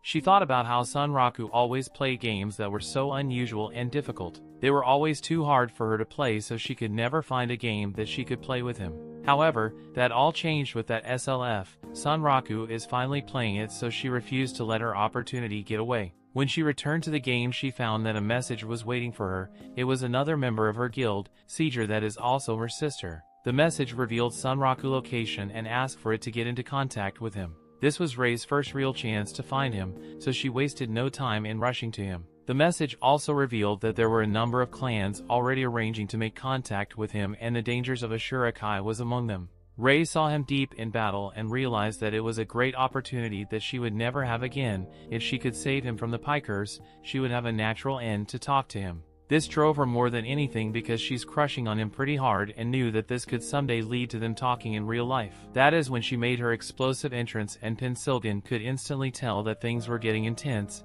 Pensilgan knew all along that the pikers from her clan would have a tough time against Sunraku. However, fighting him in SLF has made something even more clear to her. The skills he's built up playing terrible games in all genres are more valuable than unique items and high-level stats, and that's a huge asset in Shangri-La Frontier. She has also heard that Katsuo is playing as SLF as well, so with Sunraku some secret project of hers is looking more possible. Pensilgan is then shocked when she realizes that the person that has joined the fight is Siger Zero. Somehow Sunraku first lured in the zookeeper and now that attack master. Pensilgan is incredibly happy to have come, but an Animalia isn't done just yet, as she points out that she hit Pensilgan with 5 spells. She explains that the doll Pensilgan used tops out at reflecting 5 debuffs, and she wonders if Pensilgan has a counter for her next attack. The story continues. In the past we see Rei stalking Rakuro so hard that she runs into a pole. He was always smiling and enjoying himself, so that is why she started thinking about him. She started looking for him and eventually developed elite-level stalking skills. She tried talking to him on several occasions, but she was always too shy. Back to the present, Rei won't let her opportunity pass her by, so she comes to Sunraku's rescue. Sunraku is instantly suspicious of this giant knight, and he assumes that they're after the unique scenario just like everyone else. He knows that he needs to think of a way out, and luckily for him it looks like Animalia is preparing to do something. And Animalia's final attack requires the mastery skill and single-digit HP. This chick is just another crazy person in this anime, as she explains that her next attack is a murder-suicide curse that destroys her opponent and herself. Pensilgan has already used her doll and has no way to debuff the spell, so the two of them are eliminated. The attack causes a massive eruption of light, shocking everyone, but this is Sunraku's chance. He tells his bunny little friend to prepare a gate for them, and apologizes to the knight for using its head as a launch pad. Sunraku runs as fast as he can, and the enemy group wants to stop him from reaching the city since it's filled with bounty hunters. Unfortunately for them, Rei is too powerful and knocks them back. Sunraku still doesn't trust a giant knight, but promises to remember their name, Siger Zero. The Azurakai members are furious, but Rei is completely distracted. She can't believe the Sunraku actually talked to her, and his apology replays over and over again in her head. The Azurakai guys see this as an opportunity to earn some fame, and make an attempt to attack the attack master. Unfortunately for them, she is furious because they were the reason she couldn't talk to Sunraku more. The Azurakai members prepare to run away, but Rei doesn't let them, and she still has a lot of anger to take out on them. We then see their Sunraku and Emol have finally made it back to the inn inside of Rabbituza. Emol ran out of magic from using her transformation earlier, but luckily our MC was prepared and bought magic restoring items ahead of time. Just then Sunraku receives what he calls a sore loser email from Pensilgan. She's in disbelief that the attack master appeared from nowhere to save him, and she points out that her death was her own fault, so she didn't really lose to him. Pensilgan still wants to talk to Sunraku, so she tells him to call Katsuo, so the three of them can have a meeting in the game and unite rounds. It's a bit strange, and she doesn't just want to talk on SLF, so he is suspicious of her. Just then Katsuo emails him after he was messaged by Pensilgan as well. Katsuo shares Sunraku's skepticism, but they're both also very intrigued by what she might have to say. They decide not to back down, but for now Sunraku has bigger things to worry about. Emol finishes her delicious potion, and Sunraku eagerly explains that he is ready to get this unique scenario going. Sunraku wonders what the Mafia Rabbit boss meant by getting him up to snuff, so Emol decide to just show him by taking Sunraku to their arena, where they do their most serious battle training. They arrive at the Vorpal Coliseum, and Sunraku marvels at how huge it is. Emol reveals that her father/boss wants Sunraku to fight 10 monsters there. Sunraku was excited for this boss rush type of training, and Emol explains that he will be strictly limited to the use of Vorpal weapons. That's totally fine for our MC, and he prepares to grind levels until he can wipe the smug smirk off of Pensilgan's face. Sunraku gets a good stretch in before pulling out his Vorpal Blades of Death and has the first monster come out. Our protagonist is pretty realistic, as he doesn't expect to go 10 in a row on his first try. He plans to use trial and error to learn their attack patterns so he can slowly but truly attain victory. He is pretty shocked by his first opponent though, since it's a pack of hounds that always spawn in groups of 5 or more. Their average level is 65, so Sunraku wonders if there has been some kind of mistake. His ruthless little bunny friend explains that there's no mistake, and that's just how the first opponent works. Sunraku knows he has his hands full and is instantly wiped out by the pack. Back in the real world, Rei celebrates the fact that Rakuro talked to her and she replays the moment in her mind. That isn't enough for the little stalker though, as she reminds herself to find the courage to send him a friend request the next time they see each other. She wonders if he would accept and imagines our boy saying yes. Rei imagines that they will become friends in real life after that, and this sends her over the roof with joy. The problem is that she searched for him in Third Dreama after she was done with the goons but couldn't find him, so she wonders what he could doing.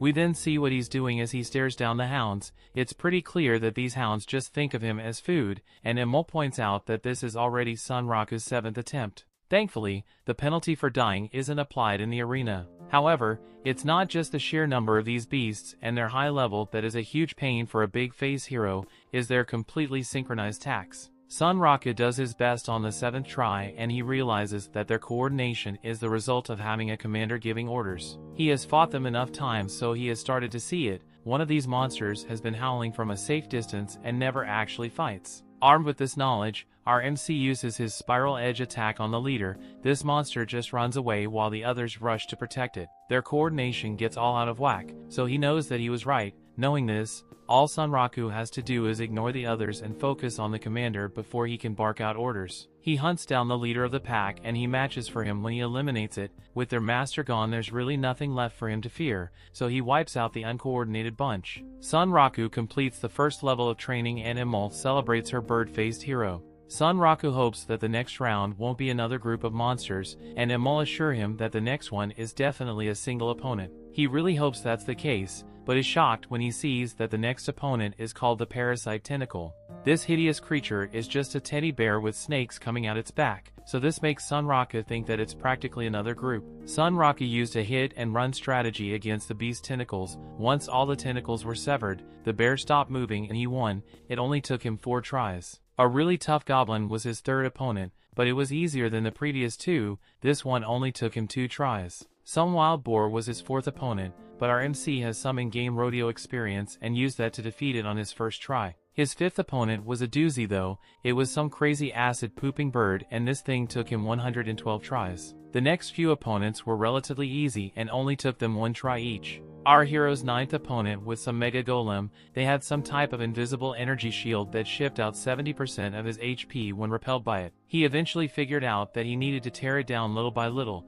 and he defeated it on his 7th try. Our MC more excited than ever as he only has 1 opponent left, but is pretty upset to see that after all that fighting, he has only gone up 2 measly levels. This is of course, because of the Vorpal Soul Collar that Flash forced onto him, which generously cuts his experience gains in half. Emil encourages the bird brain to take a break since she has noticed that Sunraku has a terrible look in his eyes. Our hero doesn't think so though and makes a funny looking face, as he states that all the optimization is going great for him. Sunraku demands that the next monster come forward and he is shocked to see that Vash come for a visit. Vash is impressed that Sunraku has already reached the final level and points out that the timing couldn't be any more perfect. Sunraku knows that there was no coincidence as he thinks about how beating the 9th monster just triggered an event flag. Vash explains that for a cross-final opponent, he will have him fight a monster that he just caught. Vash really had to go out of the way to get this monster and he sends the chained-up beast into the arena. Vash frees the creature and our MC can't figure out what kind of monster it is. He thinks it's some dummy from long ago that tried to fuse with the tree to gain a longer life. Vash observes closely and thus Sunraku can beat this monster in his current state. Because of this he changes the win criteria. This monster is apparently insanely strong, so all Sunraku would have to do to win is survive for 5 minutes. This thing is a wood mage, but Sunraku eager to prove that he can complete level. Sunraku was confident for this test of endurance, but is instantly surprised by the monster's first attack. This crazy tree thing creates roots out of nowhere and forces Recruit to run for his life. Vash explains that he is a big fan of Sunraku's confidence, but points out that he will really have to back it up now if he wants to survive. Sunraku is getting pretty stressed evading all of its attacks, and realizes that it's going to be a really long 5 minutes. Out of the over 30 million SLF players, Sunraku the first one to fight this terrifying monster. Sunraku wouldn't learn this until far in the future, but we see that this tree mage is an insane level 120. Story continues, Sunraku does his best to avoid all the roots, but they are seemingly endless. Our MC is crazy as he attempts to close the gap with the monster, even though all he needs to do is survive. Getting close doesn't do much though, since Sunraku's attack doesn't even scratch the tree branch wizard. It's pretty clear that physical attacks won't work on it, and Sunraku must now dodge this thing's chains as well. Sunraku realizes that he should just dodge his way to victory, and Emol reveals that 1 minute has already passed. 4 minutes remain, so Vash is eager to see Sunraku's Vorpal Soul. Sunraku continues to dodge away, but it's getting more difficult, and he realizes that his opponent is an absolute beast. Root Spirit's attacks are almost impossible to dodge since they are intelegraphed, and change that looks like they will destroy anything they come in contact with. As if those things weren't terrifying on their own, they also chase him around like he has a magnet to them. It's almost enough to make him give up on dodging altogether, and Emol becomes increasingly concerned for him, even with all that there's still something worse. This tree monster keeps on spelling magic attacks every now and then, some are electrical and some are fireballs. The more time passes, the more this wooden Harry Potter mixes up its magic types. This time it uses a ice spell attack, and Sunraku can hardly manage to survive at all, as the attacks seem to be getting denser as well. The number of chains and roots are increasing, and the magic attacks are starting to cover a wider area. The magical tree branch gives a menacing look, and Sunraku determines that if the densities of the attacks keep increasing, he will be dead well before he reaches 5 minutes. Just then purple mist erupts from the ground, and it's just another spell from the tree's arsenal that Sunraku has to worry about. The fight is beginning to seem futile, since this thing can nullify physical attacks and constantly adds attacks of its own. Sunraku begins to think that he would have a better chance against the Lycagon that gave him his cars, and he really begins to lose hope. He's getting so tired that he can barely even think straight anymore. Sunraku is ready to give up, return home to eat something while he thinks of his strategy and try again later. There isn't really a penalty for losing, so he doesn't really care anymore. Just then Sunraku snaps himself out of it, and reminds himself that he is in a pushover. He went through the same feeling of hopelessness against the mud digger, when he gave up and had to rely on Emol. Sunraku lets out a battle cry as he is reinvigorated, and refuses to let himself cut corners. He thinks that playing so many trash games all his life almost turned his brain into garbage as well, but that ends now. Emol and Vash consensus something has changed, and Sunraku makes another push. He states that he has overloaded on Trash Gamium, and he's bunted out with God Gamium. Sunraku runs along a route to once again get close to the tree, and promises himself that he don't give up. Vash is impressed that he was able to break through the waves of attacks, to reach mainly range, but says that there really is no point since Sunraku can only dish out basic attacks. Sunraku shocks everyone though. When he kicks the monster staff out of his hand, Sunraku is seriously tired, so he's ready to just beat the living tree and goes straight to bed. He realized that even though the monster can nullify physical damage, the attack itself still gets through. Sunraku doesn't let the tree branch cut its staff back, and he wonders what would happen to the tree if it has to fight without it. It's clear that it can't cast its spells anymore, but it still has its roots and chains. Something that Sunraku did learn from all his years of gaming is that in a post-apocalyptic world you survive by looting. He uses the snatching skills to learn from Unite rounds and grabs hold of the staff. Vash and Emol are both impressed, but there's still 2 minutes left on the timer, and this is the time when Vash wants to see what Sunraku can really do. The tree goes insane, and Sunraku realizes that losing the staff must trigger its berserk mode. The attacks are getting more intense, so Sunraku wishes he would have gotten some kind of warning. Little Emol continues cheering on our brave hero, and tells him that he only needs to survive for 1 more minute. This is exactly where Sunraku mobility build was made for, so there's no way he's going to lose after getting so close. However, one of their chains eventually grabs a hold of him, and just as he expected it applies several debuffs. He won't be able to dodge, and the tree wizard is closing in on him. Sunraku sends his staff straight into the sky, causing the tree to go after it instead. The tree finally retrieves it, but Sunraku can't believe that the monster actually fetched it. Sunraku mocks the dumb monster since the little one, if it just kept attacking, but now the time is up. He calls it a wood blockhead, but it's shocked when the monster just decides to continue attacking. Sunraku runs for his life and pointing out that the flight should be over. Luckily, Vash steps in since the 5 minutes are over, and completely deletes the monster right out of the game. Sunraku was the winner, and Vash is really impressed by his Vorpal Soul. Sunraku can't believe Vash just decimated it, and wonders how he was able to land a physical attack on it. Vash explains that it can only nullify physical attacks when it has its staff, and without its staff, it's just an animated tree. Emol arrives to celebrate and Sunraku, excited to hear that he will now be getting his reward for completing the quest, thus declares him an honorary Rabbituzan, but Sunraku thought winning would come with a rare item or something. Vash removes the Vorpal collar around Sunraku's neck, officially complaining the unique scenario, and the little rabbits leave. Surprisingly, there's a bonus unique scenario called Vorpal Epic. However, Sunraku just upset that he didn't get a single piece of real loot and log out of the game.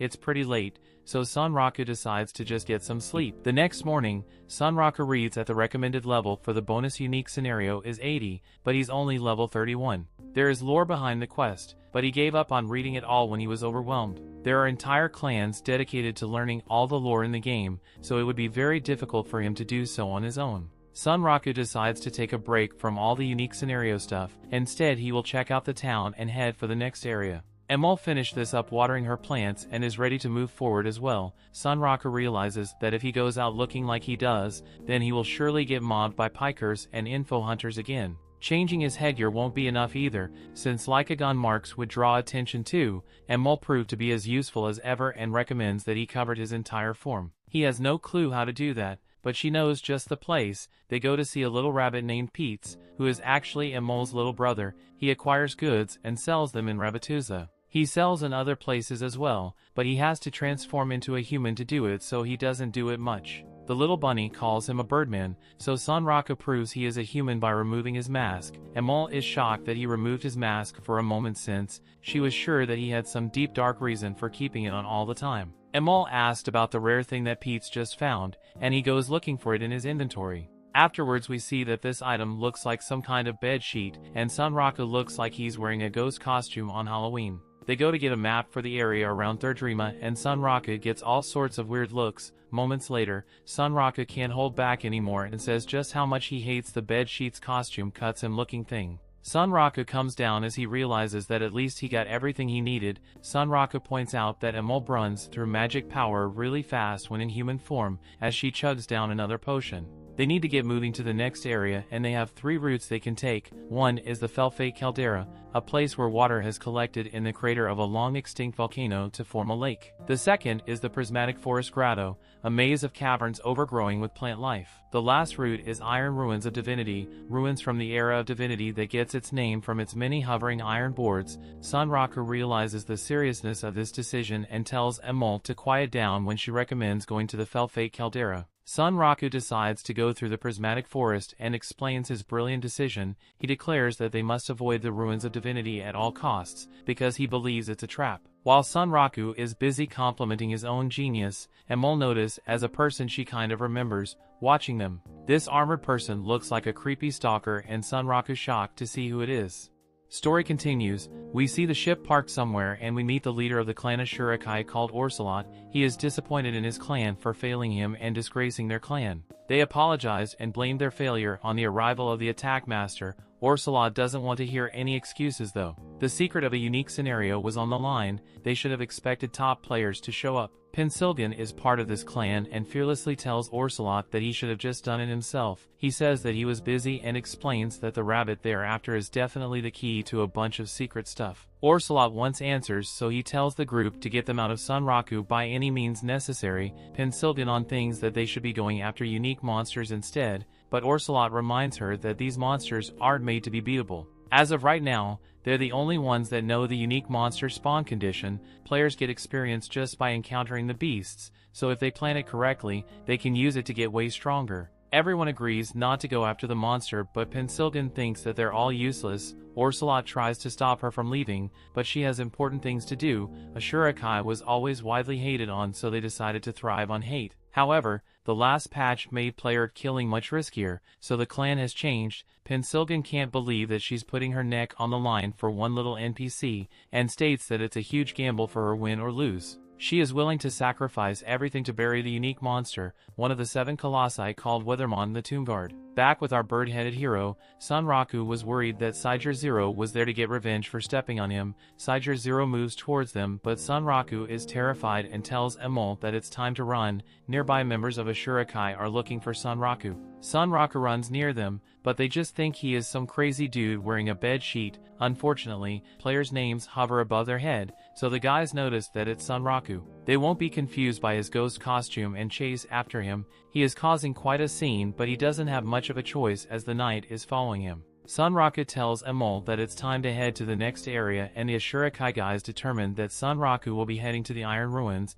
They contact their other members and prepare to have an ambush ready at the exit gate. Emil reminds Sunraku that he said they would be going to the Prismatic Forest Grotto, and he explains that he's going in the wrong direction to fake everyone out. He knows that they will be waiting for him at the gate, but he plans to lose them in an alley. His plan works as they lose sight of Sunraku and decide to just wait at the gate towards the Iron Ruins. Our genius protagonist disguises himself perfectly using his bedsheet and teaches Emil thing or two about deception. They eventually reach their real destination, but are stunned when Siger Zero appears behind them. Sunraku still thinks the giant knight is a guy and fears the worst. He gets a bit of relief though when Siger Zero just sends him a friend request. Siger Zero mumbles that she wants to be friends, but her voice is so low that where Sunraku can't hear a single word. Sunraku begins to wonder if she's a girl, but becomes skeptical. He thinks he might be trying to get his guard down, but realizes that he would have been a goner already if the attack master wanted. Sunraku has some serious trust issues and wonders if she's trying to befriend him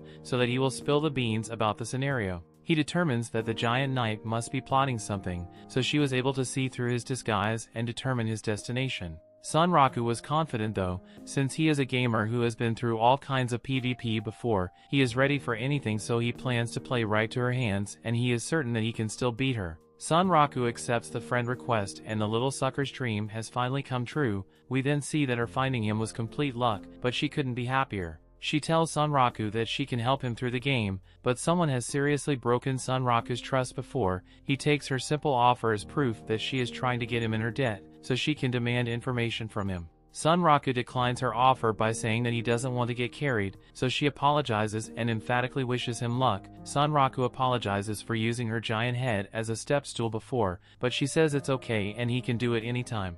They say goodbye, and Sunraku thinks it's odd how she backed off so quickly. Emil thinks the knight looks pretty powerful, and Sunraku determines that Siger Zero is probably around 4 or 5 times stronger than him. Emil says that Sunraku has a stronger Vorpal soul though, but our Birdman has no clue what a Vorpal soul is. Siger Zero watches him leave, and Sunraku decides to just put the whole encounter behind him. Rei realizes that the girl he was with is an NPC, but doesn't care about anything when she remembers that where Sunraku finally accepted her friend request. The Ashurakai boys realize that they have been tricked and decide to head towards the Prismatic Forest. They spot the terrifying attack master just standing there though, and decide to run away instead. At the forest, our duo can finally relax, so Emil reverts back to being a bunny and our hero goes back to being a bird. The tunnel is covered in glowing moss, and Sunraku explains that he has seen tons of things while coming out of tunnels and other games. Guns aimed at him and beautiful shooting stars. However, this amazing forest trumps it all. This site is beautiful, and the forest is home to very unique creatures. These include empire work bees and some insects that double as storage. Bugs are taking each other out left and right, and Sunraku gets excited as nothing beats entering a new area. Sunraku is a little low on cash from stocking up on items, so he decides to take down one of the storage bugs in hopes of finding a valuable item. He fails miserably though, and points out that the insect is pretty light on its wings. Despite its gigantic pot belly, it's still too slow for a bird like him, and Sunraku destroys it. Luckily, he was right. As long as he doesn't damage the stomach, he can snag it as an item. Emil can't contain her excitement, and Sunraku decides that they should keep gathering up as many item drops as they can. Sunraku spots their next prey, and Emil surprised to see that he brought a throwing knife at some point. Melee is his only combat option, but he got pretty traumatized from getting pooped on by the poop bird in the arena. The throwing knife is a consumable item, but it's a great way to attack from a distance. Sunraku uses the knife to attack a flower, but he knew all along that it was a camouflaged mantis. He demands that it turn into loot for him, and he destroys it. Emil cheers on her hero, and Sunraku explains that the mantis are pretty easy to defeat without their camouflage ambushing tricks. Sunraku checks his inventory to find that he has gotten a ton of loot already, but there's one creature he hasn't defeated yet. Just then, the ground shakes, is that creature just so happens to appear. It's a giant beetle and it's at least 5 meters long. It's drinking tree sap on the Empire Bee's turf, but the bees aren't having any of it. The bees attack the lone beetle and Sunraku is amazed, since they are clearly following their queen's orders. Our MC begins a play-by-play of the fight and points out that the beetle is hanging in there, and Mol is next to do some color commentary, but she isn't too good at improvisation. The fierce battle rages on, and the beetle uses a torn to attack, while making its way towards the bee's nest, and Mol is finally ready to jump in with commentary, but simply says that the beetle is big. Our MC steps up with more intense commentary and points out that the bees have created several weak points in the beetle's arm. The queen bee is just about to command her army to finish the fight, but the beetle shockingly goes straight for the queen. The beetle, which is waiting to get into the queen's range and is now victorious, with no leader, the rest of the bees scatter and the beetle goes back to munching on its meal. Sunraku admires the warrior beetle, but this beetle is insane and it goes after them next. They run for their lives and Sunraku tries to explain that he just wanted to collect the loot that the bees dropped, and Mol points out that the beetle must have thought that they wanted his sap, and Sunraku comes up with an idea. He tosses his stomach sack, causing it to burst on a mantis, and the beetle goes after it instead. The tables have turned now, so Sunraku targets the cracks in the beetle's armor. He lands a ton of critical strikes thanks to his good luck, and the once proud warrior beetle is now a pile of nothing. Sunraku has an inventory full of stuff now, so he put the hold on collecting more.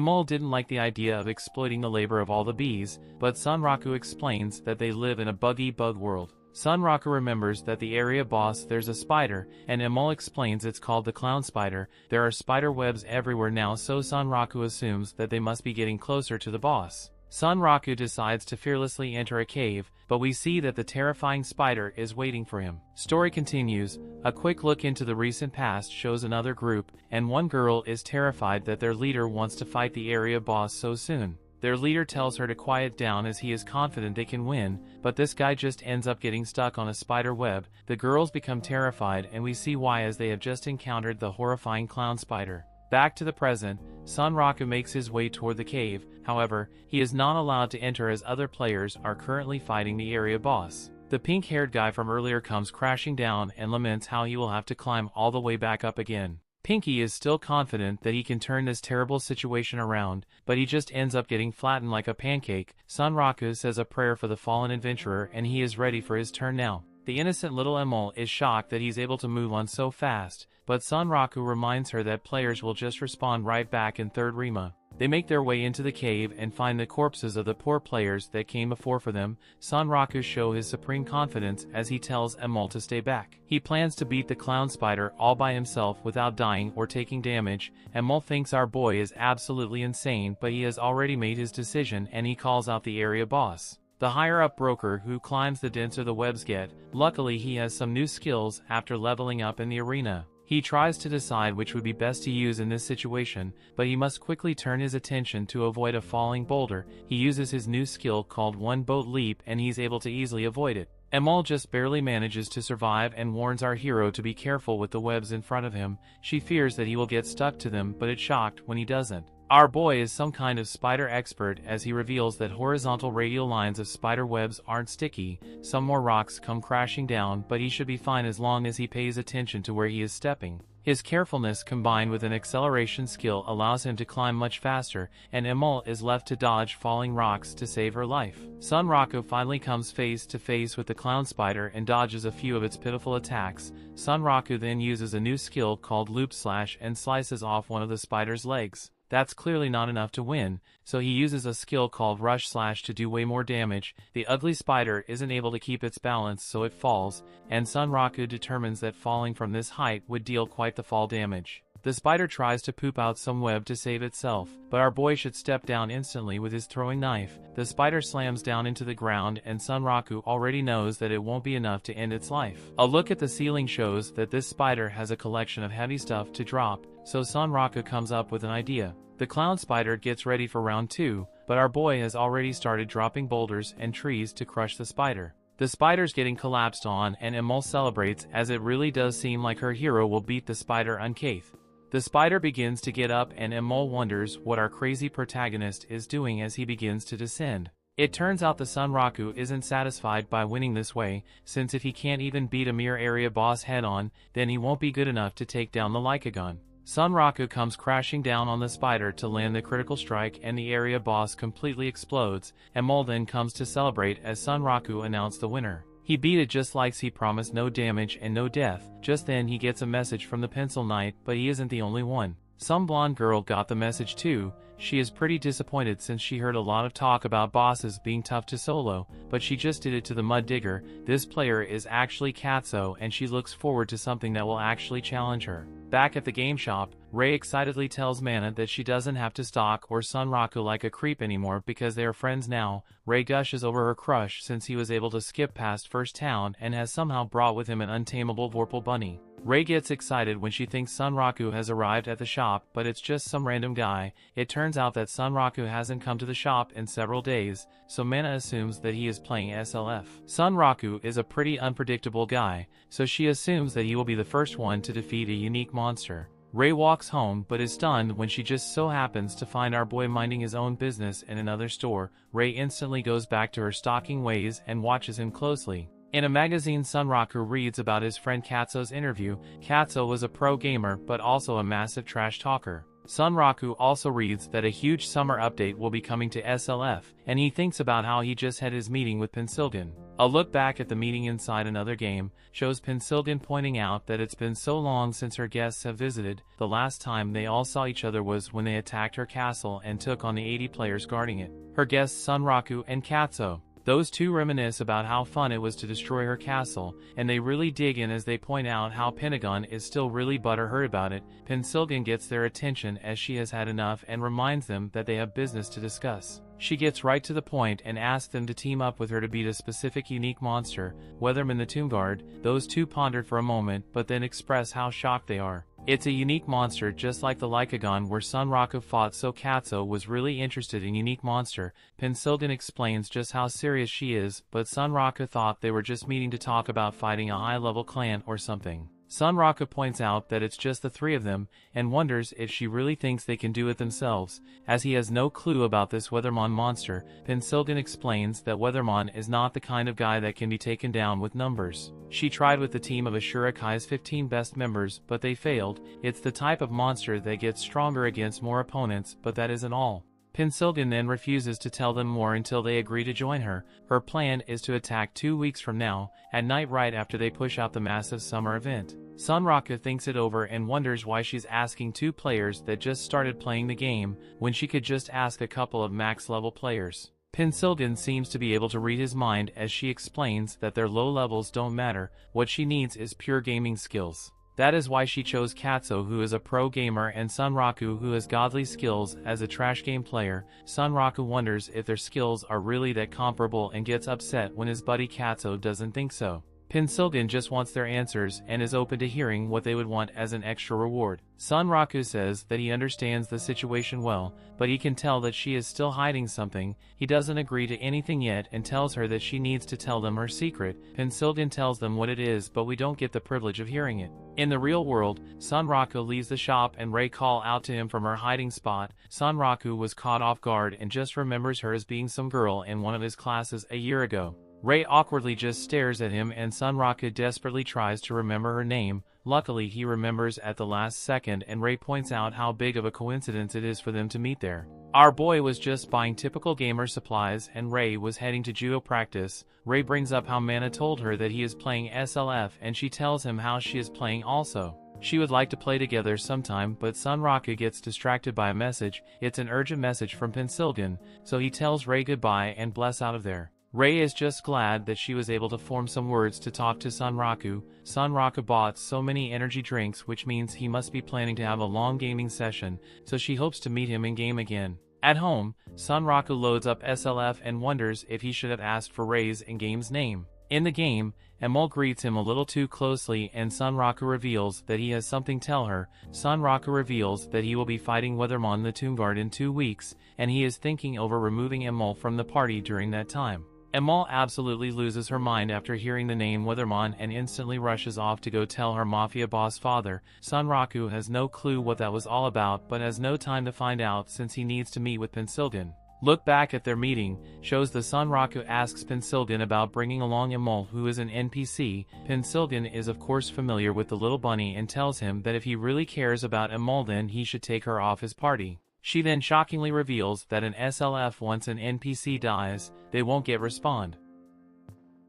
Story continues. We see that Emol's father has some Sunraku to hear his plan straight from his mouth. He wants to know if it's true that Sunraku plans to pick a fight with the one known as the Death Defier. Sunraku instantly realizes that the sudden event must be important. The best tactic he can use right now to talk to this mafia boss is to role play in this scenario and its characters. If he does it right, he might get some valuable information about Weathermon. Sunraku determines that he must persuade Vash to get on his side, and the key will be to use the word Vorpal Soul. Vash minds Sunraku that he is too weak to take on Weathermon. Sunraku dramatically reveals that he isn't taking on this challenge because he thinks he can win. He explains that he will only be acting as a support as his teammate will be doing most of the fighting. Sunraku explains that a group of murderers are taking advantage of Weathermon for selfish gain. They rack up tons of experience just by encountering him over and over again. Sunraku's teammate is the defector of this group and she wants to end the fight once and for all. Sunraku explains that she has taken every measure to assure victory, but Vash counters that it doesn't matter how many measures they take, if they aren't strong enough then they're just going on a mission of self-destruction. Death missions are not what having a Vorpal Soul is all about, and Vash taught him better than that. Sunraku has no intention of losing and explains that he and his friends simply want to support their leader's will to win against Weathermon. Sunraku explains that coming to her aid is really just upholding his own Vorpal Soul. He tells Vash that all he needs is 2 weeks. 2 weeks for Vash to take Sunraku, who acknowledges he's an inexperienced fool and turns him into a worthy challenger against a strong foe. Vash seems to get convinced as he begins talking about honor. He states that a certain man is very awkward and Sunraku wonders if he is talking about Weathermon. This man is overly serious, never knowing when to stop. He lost his wife over a little lie, and because of that he is cursed with an undying body. He is now just a walking corpse, unable to even put himself to rest. For that reason someone needs to beat him down and put him to sleep. Vash swore not to lay upon this man himself, but since Sunraku was so insistent then he won't stop him. On top of that, Vash even has his beloved daughter insisting. Vash then tells Sunraku follow him as he agrees to give him a hand.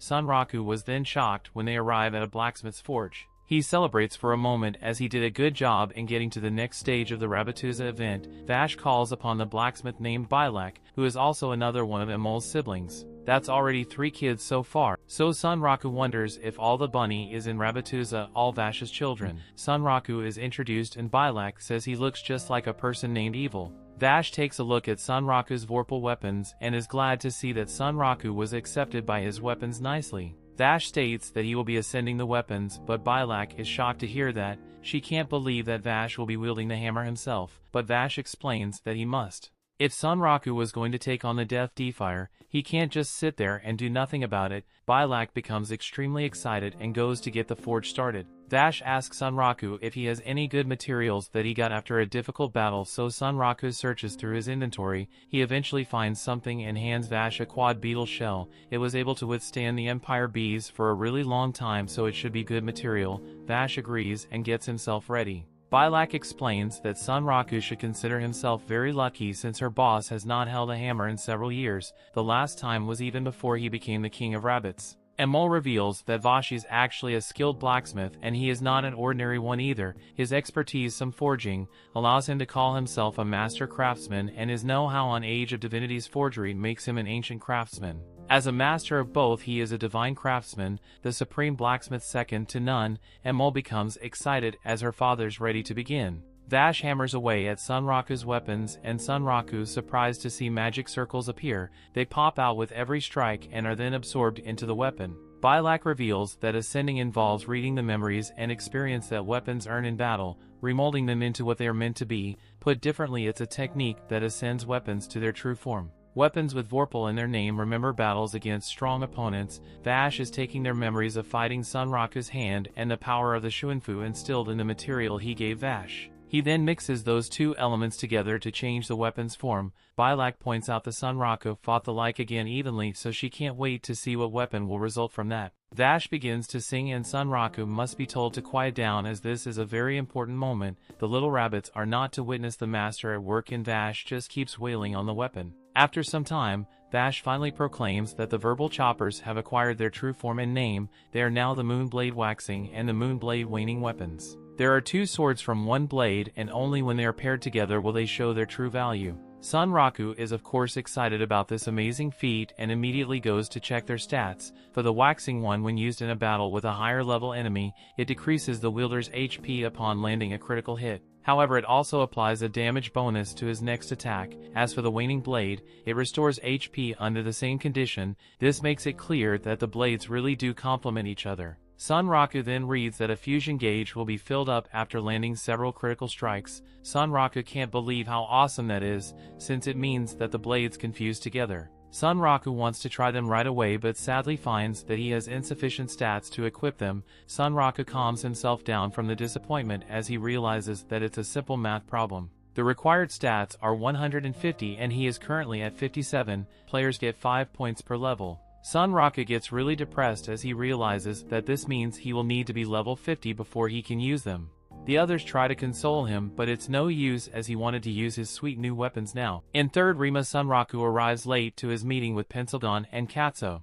They are furious since he isn't. It's a little late, as they have been waiting for 3 hours. Sunraku explains that he was busy with that unique scenario and kept going in it because Weathermon came up. Pencildawn agrees to let him off the hook for being late as long as he reveals any information he received. Katsuo can't believe it and Sunraku points out how bold Katsuo is for selecting the blonde girl as his avatar. Katsuo states that he doesn't need pointers on character design from the guy who looks like a bird and calls him an infamous criminal. Pencildawn intentionally had to pick a place for the meeting that had low traffic because Sunraku has so many people coming after him. Sunraku then catches them up on everything he learned about Weathermon the Tomb Guard. Katsuo wonders if they are dealing with some kind of undead monster and Pencildawn recalls that Weathermon's movements did seem a bit janky. She assumed he was a cyborg type, but being undead makes more sense. Pencildawn strangely states that she has something to take care of and instructs them to meet later that night. She also instructs them to grind experience in the Iron Ruins in the meantime and gives them a fishing rod and a map.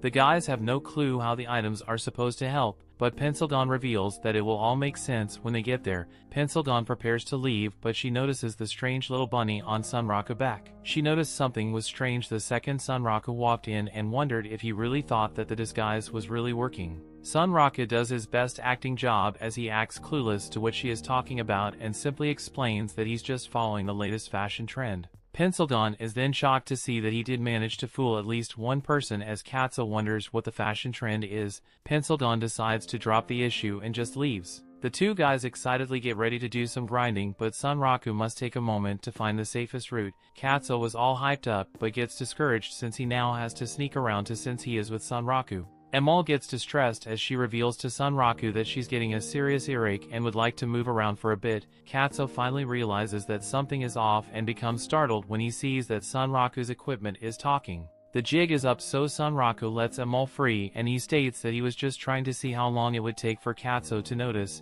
Katsuo realizes that it's the NPC from the unique scenario. As he takes a closer look, he wishes he had one, but Sunraku tells him to get his own. The guys finally arrive at the entrance to the ruins and Sunraku explains that he wants to get to level 50 as soon as possible. Katsuo reveals that this is his first time in a party and it's actually the first Sunraku has partied with another player as well. They reach the entrance to the Iron Ruins of Divinity and they both become excited as it clearly has a different vibe than the rest of the game.